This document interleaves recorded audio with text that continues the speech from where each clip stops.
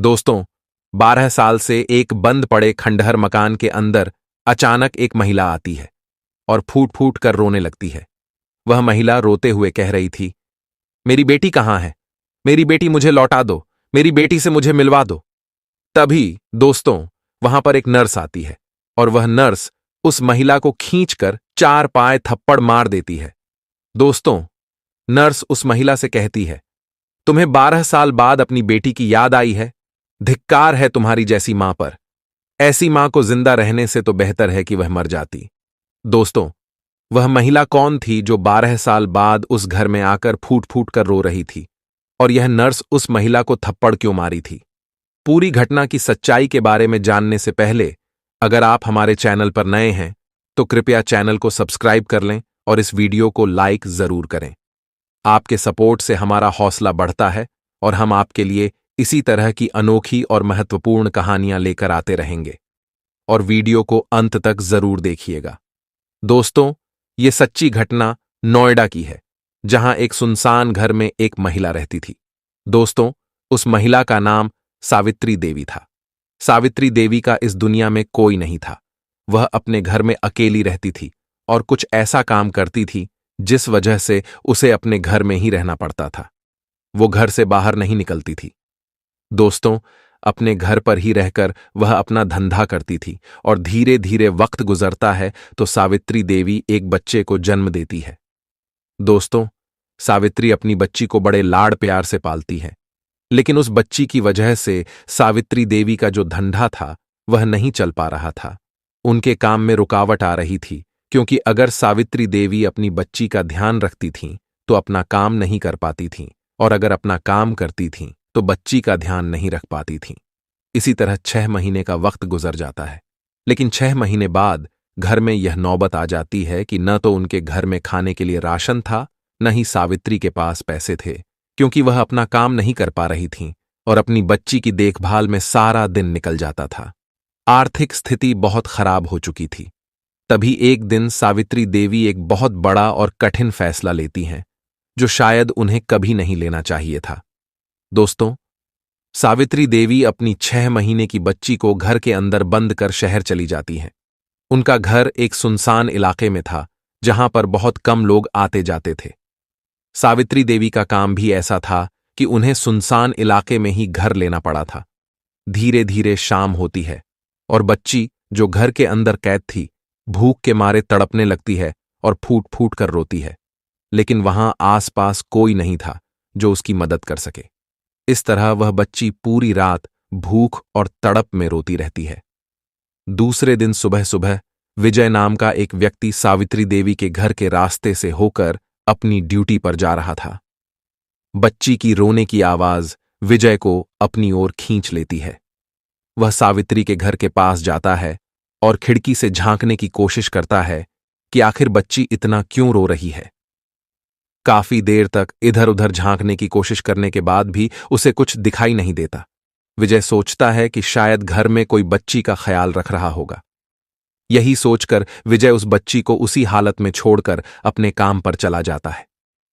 लेकिन दोस्तों, जब विजय अपने काम पर जाता है तो पूरे दिन उसके दिमाग में उसी बच्चे की रोने की आवाज गूंजती रहती है। विजय लगातार उसी बच्ची के बारे में सोच रहा था, क्योंकि उस बच्ची की रोने की आवाज से यह साफ पता चल रहा था कि वह कई दिनों से तड़प रही थी। रोने की वजह से उसका गला बैठ चुका था और सूख गया था। वह बच्ची भूख के मारे बुरी तरह से तड़प रही थी। अब दोस्तों, जैसे ही शाम होती है, विजय जानबूझकर सावित्री के घर के पास वाले रास्ते से अपने घर जाने का फैसला करता है। इस बार भी उसे बच्ची की रोने की आवाज सुनाई देती है, लेकिन अब वह आवाज बहुत धीमी हो चुकी थी। ऐसा लग रहा था जैसे बच्ची की जान निकलने वाली हो और रोते रोते उसका पूरा गला सूख गया हो। अब विजय से यह सब सहा नहीं जाता। वह एक पत्थर उठाता है और उस पत्थर से खिड़की के शीशे को तोड़ देता है और अंदर चला जाता है।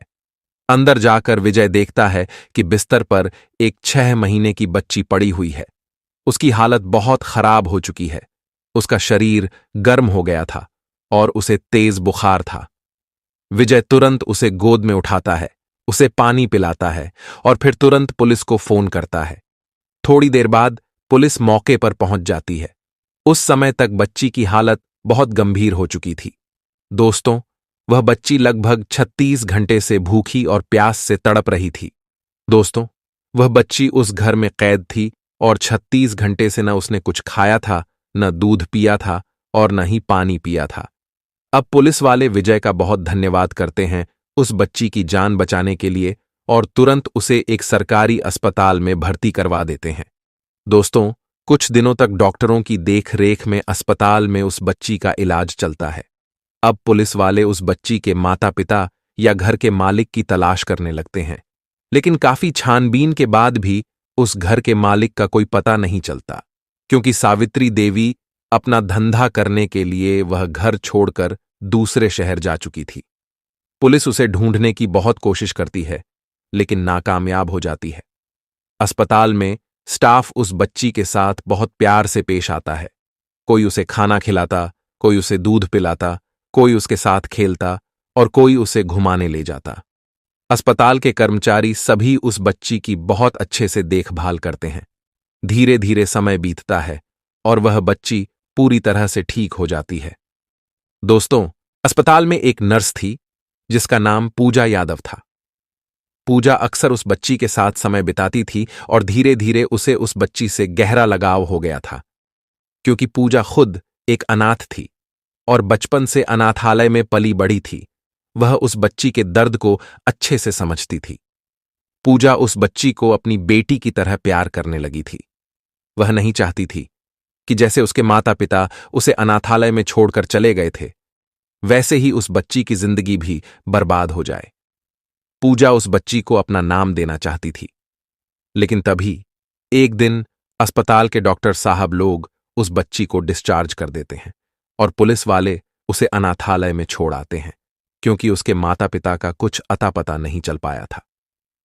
पुलिस के पास एकमात्र विकल्प था कि उस बच्ची को अनाथालय में रख दिया जाए। अगले दिन जब पूजा अपने काम पर आती है तो बच्ची को अस्पताल में न पाकर वह बहुत परेशान हो जाती है और उसे इधर उधर ढूंढने लगती है। पूजा अपने स्टाफ के लोगों से पूछती है, मेरी बच्ची कहाँ है? मुझे वह कहीं दिखाई नहीं दे रही। इस पर स्टाफ के लोग हैरानी से कहते हैं, तुम्हारी कौन सी बच्ची? तुम्हारी तो अभी शादी भी नहीं हुई है। तब दोस्तों, पूजा कहती है, अरे, मैं अपनी बच्ची की नहीं, उस बच्ची की बात कर रही हूं जो अस्पताल में एडमिट थी, जिसका इलाज चल रहा था और जिसकी हम लोग देख रेख कर रहे थे। यह सुनकर अस्पताल के स्टाफ लोग कहते हैं, उस बच्ची को अस्पताल से डिस्चार्ज कर दिया गया था और पुलिस उसे किसी अनाथालय में ले गई है। यह सुनकर पूजा बहुत घबरा जाती है और परेशान हो उठती है। वह अनाथालय का पता पूछती है तो कुछ स्टाफ उसे पता बता देते हैं।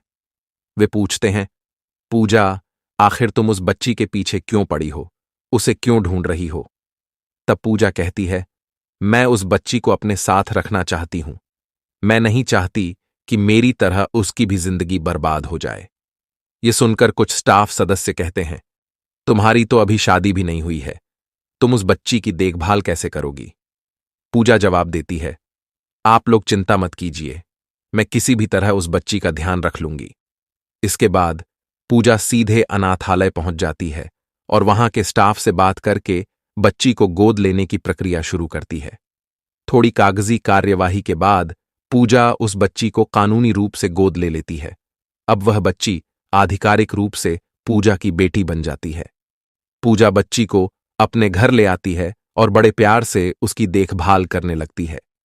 जब तक बच्ची छोटी थी, तब तक पूजा उसे रोज अपने साथ अस्पताल लेकर जाती थी। जैसे जैसे बच्ची बड़ी होती जाती है, पूजा उसका एक स्कूल में एडमिशन करवा देती है। अब पूजा रोज सुबह अस्पताल में अपना काम करने जाती और शाम को जब काम खत्म करके घर लौटती तो पहले बच्ची को स्कूल से लेकर घर आ जाती। इस तरह पूजा ने उसे अपनी बेटी की तरह पाल पोस कर बड़ा किया। अब दोस्तों, इस तरह पूजा और उसकी बच्ची की जिंदगी आराम से बीतने लगी। पूजा भी उस बच्ची को पाकर बहुत खुश थी और जब वह बच्ची उसे मां कहकर पुकारती तो पूजा का दिल भर आता था। पूजा को ऐसा लगता था कि उसके जीवन में जो खालीपन था वह अब पूरी तरह भर चुका है। समय धीरे धीरे बीतता गया और वह बच्ची भी बड़ी होने लगी। तभी एक दिन अचानक वह बच्ची अपनी मां यानी पूजा से एक सवाल पूछती है, वह कहती है, माँ, मेरे पिताजी कहाँ हैं? हमारे स्कूल में सभी बच्चों के पापा उन्हें लेने आते हैं, लेकिन मैंने कभी अपने पापा को नहीं देखा। वो कहाँ रहते हैं? यह सवाल सुनकर पूजा अंदर से बहुत बेचैन हो जाती है, क्योंकि उसे खुद भी नहीं पता था कि उस बच्ची के असली माता पिता कौन हैं। पूजा कुछ देर के लिए खामोश हो जाती है, यह सोचते हुए कि वह बच्ची को क्या जवाब दे। अब दोस्तों, जब पूजा से बच्ची ने अपने पिताजी के बारे में पूछा, तो पहले तो पूजा घबरा गई, क्योंकि उसे खुद भी उस बच्ची के असली माता पिता के बारे में कुछ नहीं पता था। पूजा ने बच्ची से कहा, तुम्हें पापा की क्या जरूरत है? मैं ही तुम्हारी पापा हूं, मैं ही तुम्हारी मां हूं, मैं ही तुम्हारी सब कुछ हूं। लेकिन फिर पूजा ने बच्ची से झूठ बोल दिया कि उसके पिताजी का एक एक्सीडेंट में निधन हो चुका है। यह सुनकर वह बच्ची बहुत दुखी हो गई, लेकिन उसने अपनी मां से कुछ नहीं कहा और पूजा को ही अपना पूरा संसार मान लिया। उसने पूजा के साथ रहकर अपनी जिंदगी जीना शुरू कर दिया। हालांकि पूजा के मन में यह बात लगातार चल रही थी कि अभी बच्ची छोटी है तो वह कुछ भी कहकर उसे समझा सकती है, लेकिन जब वह बड़ी हो जाएगी तो उसे सच्चाई बतानी ही पड़ेगी। इसी कारण पूजा ने बच्ची के असली माता पिता को ढूंढने का निश्चय किया। पूजा पुलिस के पास जाकर कहती है, सर, जिस बच्ची को मैंने गोद लिया था उसके माता पिता कौन हैं? मुझे यह जानना है। वह अपने पापा से मिलने की जिद कर रही है। पुलिस वाले उसे बताते हैं कि उन्होंने पहले भी बच्ची के माता पिता को ढूंढने की कोशिश की थी, लेकिन उनका कोई अता पता नहीं मिला था, इसलिए उन्होंने आगे की जांच बंद कर दी थी। लेकिन पूजा के अनुरोध पर वे एक बार फिर से उस बच्ची के माता पिता को ढूंढने का प्रयास करने का आश्वासन देते हैं। प्यार और उम्मीद के साथ बीतते समय के साथ पूजा की सोच और भी गहरी होती गई। वह अक्सर सोचती कि जिस घर में उसके माता पिता उसे छोड़कर गए थे, शायद उस घर में कभी कोई आएगा, कोई जो वहां रह सके या फिर बस घूमने आ सके। पूजा हर बार अस्पताल जाने के रास्ते में सावित्री देवी के घर से गुजरती। उसका मन करता कि कभी उस घर में कोई आ जाए ताकि वह उससे पूछ सके कि उस बच्ची के माता पिता कौन थे। दिन बीतते गए, 3-4 साल गुजर गए, लेकिन उस बच्ची के माता पिता का कोई अता पता नहीं चला।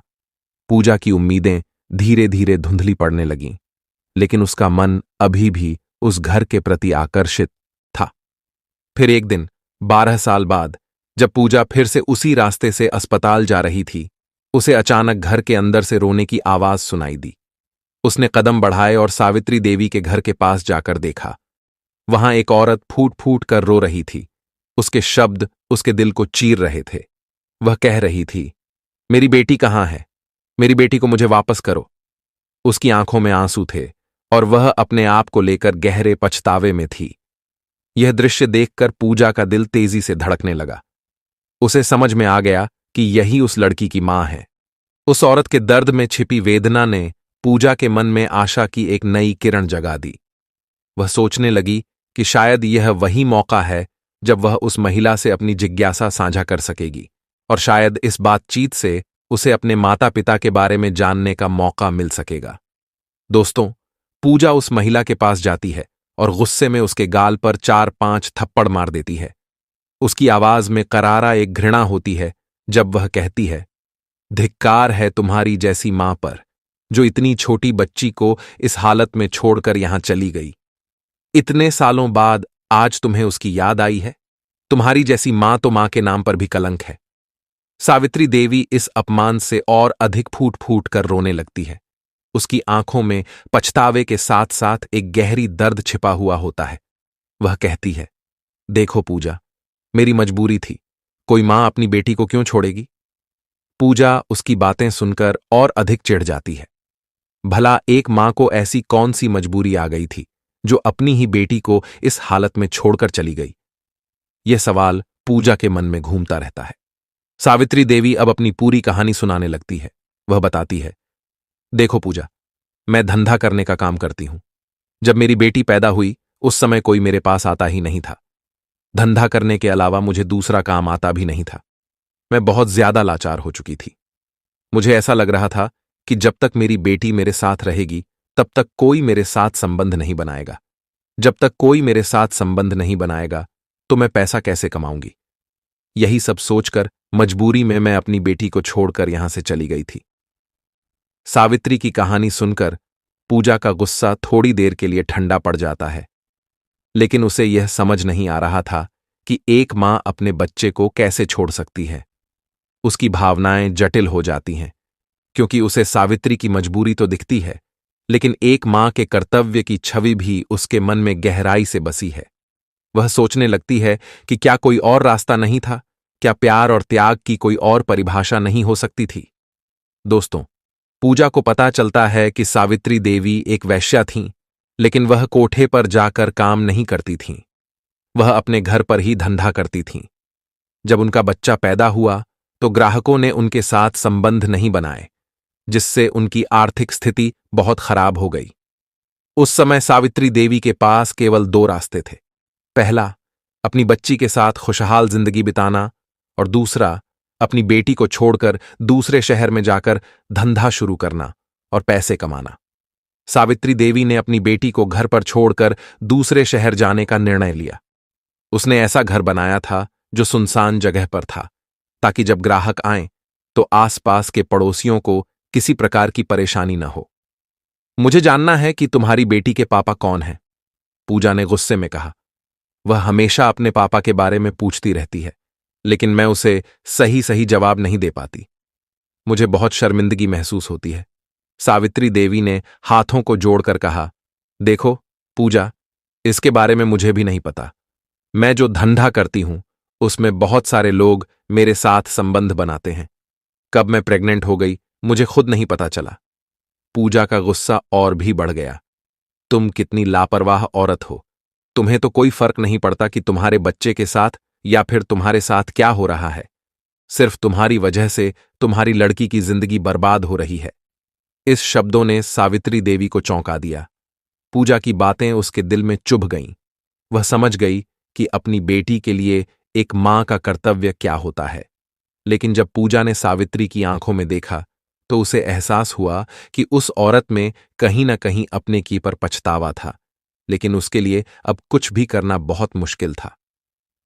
तुम्हें अपनी बेटी की परवाह नहीं है ना? पूजा ने पूछा। उसकी आवाज में निराशा थी। तुम्हें यह समझना होगा कि एक मां के रूप में तुम्हारी जिम्मेदारी क्या होती है। वह एक बच्ची है, उसे अपने पिता की जरूरत है। तुमने उसे अकेला छोड़ दिया और अब वह तुमसे जवाब चाहती है। सावित्री देवी के चेहरे पर एक गहरी उदासी थी।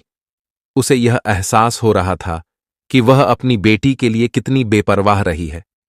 पूजा की बातें उसे अपनी जिम्मेदारियों का एहसास दिलाने लगीं। उसकी आंखों में आंसू थे और वह सोचने लगी कि क्या अब भी कुछ ऐसा किया जा सकता है जिससे वह अपनी बेटी की जिंदगी में वापस आ सके।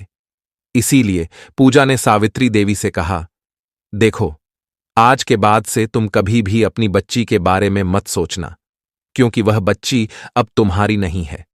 वह अब मेरी हो चुकी है और मैं उसे अच्छे से पाल पोस कर बड़ा कर रही हूं, उसकी जिंदगी संवार रही हूं। तुम्हें कोई परेशानी उठाने की जरूरत नहीं है, लेकिन आज के बाद से तुम कभी भी अपनी बच्ची से मिलने के लिए मत आना। भूल जाओ कि तुम्हारी कोई बच्ची थी या कोई संतान है। सावित्री देवी ने पूजा की बातें ध्यान से सुनी और महसूस किया कि पूजा ने उसकी बेटी के लिए कितनी चिंता की है। उसे पूजा पर भरोसा हो गया। वह समझ गई कि उसकी बेटी अब अच्छे घर में रह रही है और उसकी परवरिश हो रही है, इसलिए उसे कोई ऐतराज नहीं था। सावित्री देवी ने हंसते हुए कहा, अगर तुम मेरी बेटी का ख्याल रख रही हो तो मैं तुम्हें धन्यवाद देती हूं। मैं अब उसे नहीं डिस्टर्ब करूंगी। उसकी बातें सुनकर पूजा को एक राहत महसूस हुई। सावित्री देवी ने हंसते खेलते अपनी बेटी को पूजा के साथ रहने के लिए छोड़ दिया। इस तरह पूजा उस छोटी सी बच्ची के साथ रहने लगी और अपनी जिंदगी को नए सिरे से संवारने लगी। उसने न केवल उस बच्ची को एक नई जिंदगी दी, बल्कि खुद को भी एक नई राह पर चलने का मौका दिया।